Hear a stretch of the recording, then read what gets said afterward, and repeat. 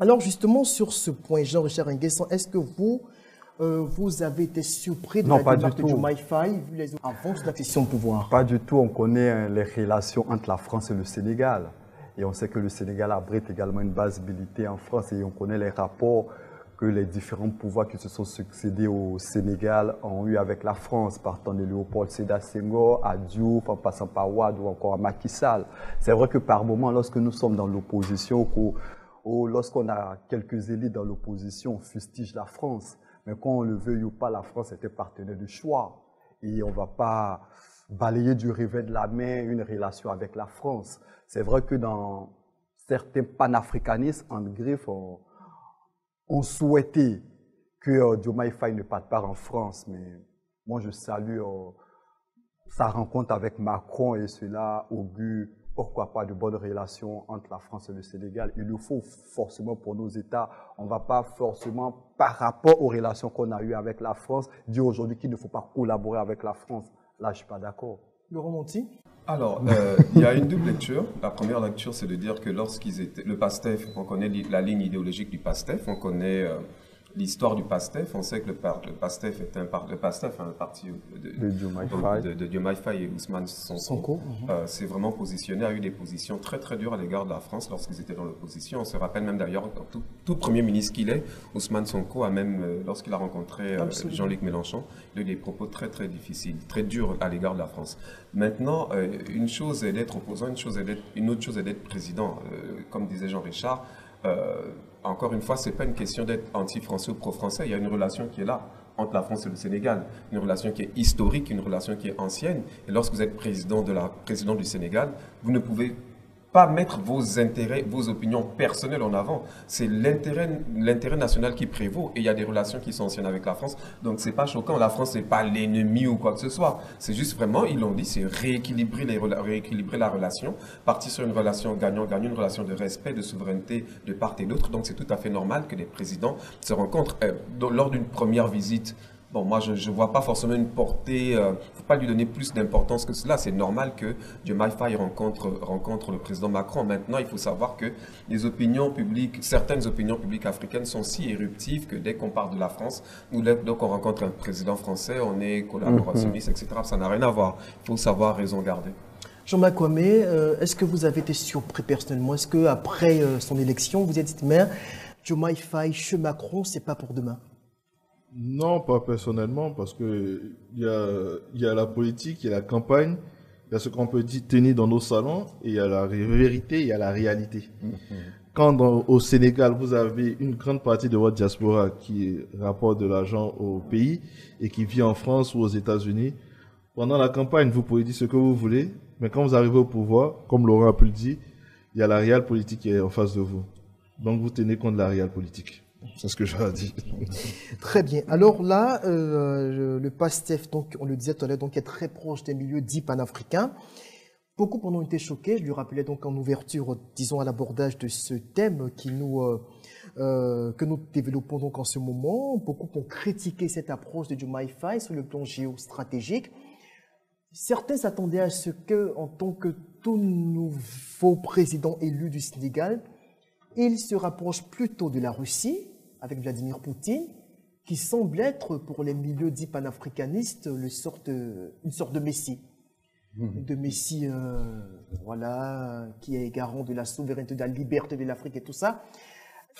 Ne craignez pas que cette orientation géopolitique puisse nuire à, je dirais pas la renommée, mais disons, à la popularité du régime sénégalais dans les opinions anti-françaises en Afrique? Oh, pas forcément. Moi, ce qui me désole aujourd'hui, c'est qu'il y a un nouveau type de panafricanisme qui souhaite qu'on se détache de la France et qu'on s'attache à la Russie.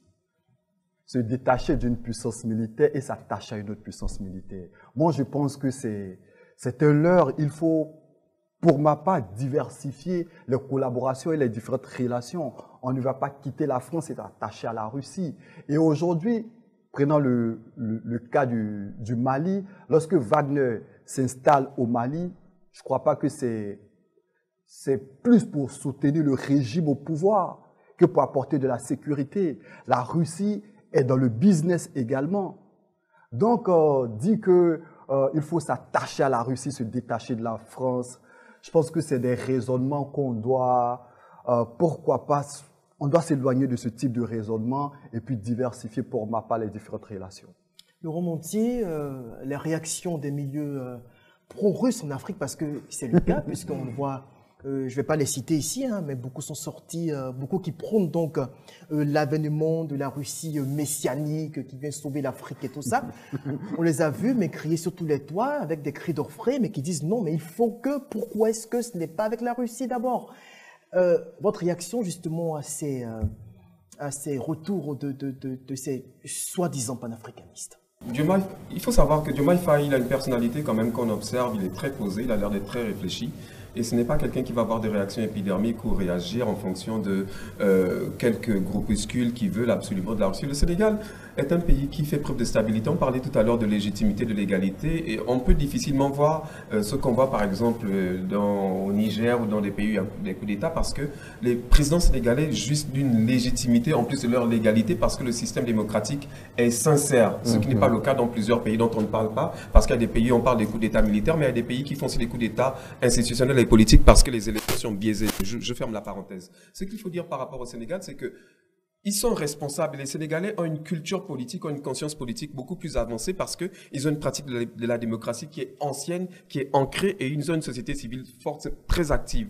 Donc aujourd'hui, moi je vois mal Diomaye Faye se tourner vers la Russie pour une coopération militaire poussée et puis chasser la France, etc. Il ne s'agit pas de ça. Il s'agit pour le Sénégal de regarder les intérêts du Sénégal et d'asseoir la souveraineté du Sénégal. Et c'est sur cette base-là qu'ils ont fait campagne. Ils ont fait campagne pour dire qu'ils veulent véritablement un Sénégal souverain avec des rapports gagnant-gagnant et un respect mutuel. Si la France s'inscrit dans cette logique-là, il n'y a aucune raison que la France ne collabore pas avec le Sénégal. Si la Russie s'inscrit dans cette logique, il n'y a aucune raison pour que la Russie ne collabore pas avec le Sénégal. Donc je pense, et ils l'ont dit d'ailleurs hein, eux-mêmes, que le Sénégal, et pour même aller, pour revenir en Côte d'Ivoire, le président Ouattara l'a dit, la Côte d'Ivoire n'a pas d'ennemis, n'a que des amis. Donc ceux qui veulent respecter notre souveraineté à nous, Africains, je rejoins Jean-Marc pour dire que c'est aussi notre responsabilité de nous faire respecter sur la scène internationale par une bonne gouvernance en instaurant des systèmes démocratiques qui assurent une véritable légitimité à nos dirigeants qui leur donnera de la force véritablement pour se mouvoir sur la scène internationale. Donc c'est véritablement ça le vrai problème.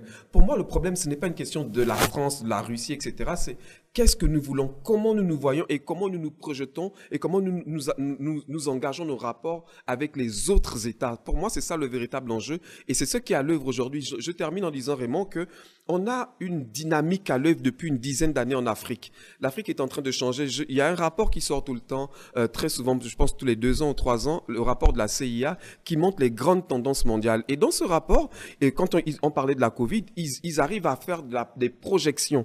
Par exemple, ils avaient prévu qu'à l'issue de la Covid, il y aura des coups d'État en Afrique. Et c'est ce qui est arrivé dans des pays comme le Gabon. Et tout ceci est lié à toute une gestion qui n'a pas été mise en place et qui éclate au grand jour. Donc aujourd'hui, la véritable question, c'est comment les pays africains peuvent véritablement asseoir leur souveraineté sans forcément rentrer en conflictualité avec la France, la Russie, etc. C'est ça le véritable problème. Donc revenons justement à l'avenir de l'AES, donc l'Alliance des États du Sahel. Voilà un bloc dans lequel beaucoup peuvent espérer que le Sénégal s'intègre. On s'est dit avec l'arrivée au pouvoir de Diomaye Faye, il était presque certain qu'avec les discours tenus justement en tant qu'opposant par le binôme Sonko-Faye, on s'acheminait vers justement un élargissement de cet ensemble régional pour dire le Sénégal nous rejoint, peut-être d'autres États plus tard en tant que première économie de la zone sahélienne. Il faut le préciser. Là, avec la trajectoire de Diomaye Faye, tout semble plomber à ce niveau. Est-ce que justement avec la rencontre avec Macron, vous estimez qu'il se démarque carrément de ses homologues, enfin si on peut le dire ainsi, parce que tous sont des putschistes, mais de ceux qui dirigent, qui ont l'effectivité du pouvoir dans les États de l'AES? Bon, moi, déjà, une simple visite, déjà, c'est pas une visite officielle. Il a rencontré le président Macron parce que la diplomatie l'impose à la suite d'une conférence internationale dont le Sénégal avait intérêt pour d'y participer. Donc déjà, ça n'augure pas un changement de paradigme par rapport au PASTEF ou de la politique proposée par le PASTEF. Il n'est pas là en visite d'État officielle. C'est une rencontre informelle, je pourrais le dire ainsi, à la suite d'une conférence internationale. Ça, c'est un premier point. Mais le deuxième point dans ce que je suis en train de réaliser, c'est qu'on est dans une forme de nouvelle guerre froide, une guerre froide économique, entre deux blocs, le bloc de l'Ouest à nouveau et le bloc de l'Est. Le bloc de l'Est représenté par la Chine et la Russie, et le bloc de l'Ouest par ce que nous savons déjà depuis, et puis on a le bloc des non-alignés. L'Occident. Des non-alignés. Quand nous regardons bien, la Chine a commencé à pénétrer déjà économiquement l'Afrique, en investissant partout, en donnant de la dette, en faisant des infrastructures. Et maintenant, la Russie, qui est son associé sur ce bloc de l'Est, vous regardez, la Russie n'investit même pas économiquement. La Russie investit militairement. La Chine investit économiquement. Et la Russie investit militairement pour donner, vous avez la sécurité, on va vous donner des armes, on va faire ceci, on va faire cela. Dans un nouveau rapport de force, parce qu'ils se sont constatés que, bon, il y a les nouveaux peuples ou bien les jeunes ou une nouvelle élite dit on en a marre de la France, on en a marre de la France. Mais en réalité, comme Jean-Michel a dit, et surtout comme Laurent l'a dit, on peut sortir de ce panafricanisme où on ne va pas chez Paul, on ne quitte pas Paul pour aller chez Pierre. Mais on s'assume. Moi, c'est ce que je veux qu'on retienne et prenne ses responsabilités au détriment de tout cela. Le président personnel, Muammar Kadhafi, avait une vision, avait une très forte vision qui a dérangé tout le monde. Parce que je suis bien d'accord quand on vient me dire c'est la France, les États-Unis, la Grande-Bretagne qui ont orchestré l'assassinat du président Kadhafi. Mais où était la Russie pendant ce temps? Où était la Chine? Le président libyen avait l'intention lui-même, avec les fonds libyens, de construire le siège de l'Union africaine. C'est la Chine qui l'a fait aujourd'hui. Alors, les Africains étaient où? Cette même Russie, cette même Chine était où? Elles ont cautionné cela. Aucun État africain n'a véritablement condamné cela. La chute de Muammar Kadhafi. Tout le monde a cautionné cela. Donc, moi, je veux rappeler juste aux panafricanistes, on ne laisse pas Pierre pour aller chez Paul. Quand on n'est pas d'africaniste, on s'assume. Très bien, Jean-Richard.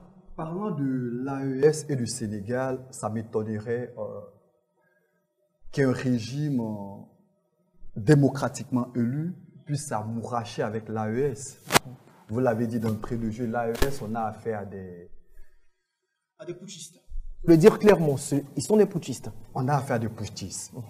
Et aujourd'hui, au niveau du Sénégal, on a un pouvoir qui est légitime, qui est légal, démocratiquement élu.